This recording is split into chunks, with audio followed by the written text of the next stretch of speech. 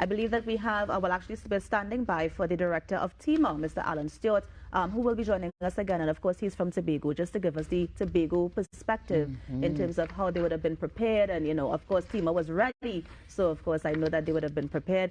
So we have Mr. Stewart on the line. Mr. Alan Stewart, good morning. Thank you so much for joining the Now Morning Show. Hi, good morning, and good morning all of Trinidad and Tobago.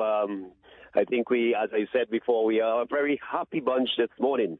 I realize, Indeed. Mr. Stewart, I hear it in your voice. That's right. Now, before we jump in, because I did get some reports of some fallen trees and stuff like that, let's go back a bit. How prepared was Tobago for the possible passage of that tropical cyclone 2? I have indicated in the past that, you know, in a number of interviews that this is not our first rodeo. We have been down this path, and the Tobago disaster mechanism is well exercised as regards to this level of event. Winds up to, 39 miles per hour, 40 miles per hour is the first stage of any tropical storm or storm strength wind. And therefore, we took the necessary steps to ensure that we were willing and ready to provide a grown accustomed posture and response to the general public that they have grown used to. With the activation of the Emergency Operations Center, we were able to place within it the necessary players and stakeholders, emergency support functions, groups and decision makers led by the Chief Secretary himself to ensure that we would have been able to deal with whatever came our way. We liaised with the necessary stakeholders.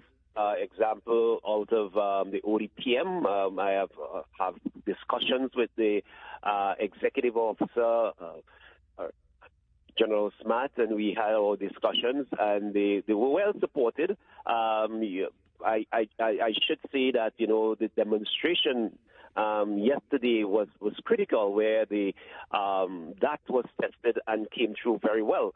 We were able to ship resources, even though the shipping system was shut down. The Trinidad and Tobago Coast Guard, again, because of the disaster mechanism, was able to bring up relief items to have them deployed to Tobago to augment what we have. And that, to me, demonstrated a state of readiness as the resource of the country would have allowed us to do. Nice. Now, Mr. Stewart, we saw some incidences. We saw something, I believe, is in Lambo. We also saw something, I believe, is in Calder Hall. Can you just update us on some of the situations that would have happened overnight in terms of any fallen trees or debris that need to be cleared away? Yeah, there were reports of two additional. So we have 4 reports that we have treated with between the period.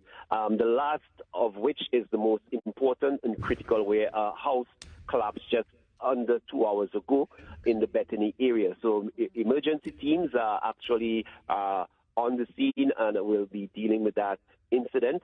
As regards to, there were no reported injuries. The shelter teams indicated that there was a low turnout of shelters, and again, because people are well aware of what it gives, where a storm of this size, magnitude gives. So therefore, I think our sheltery listing was just no more than 4 persons.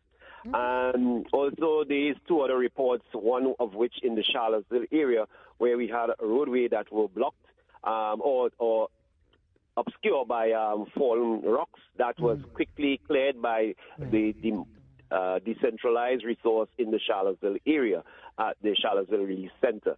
So to me, everything went quite well. We will do the necessary damage assessments and needs analysis during the course of the day to see how we could treat with those other incidents, especially the home that was collapsed.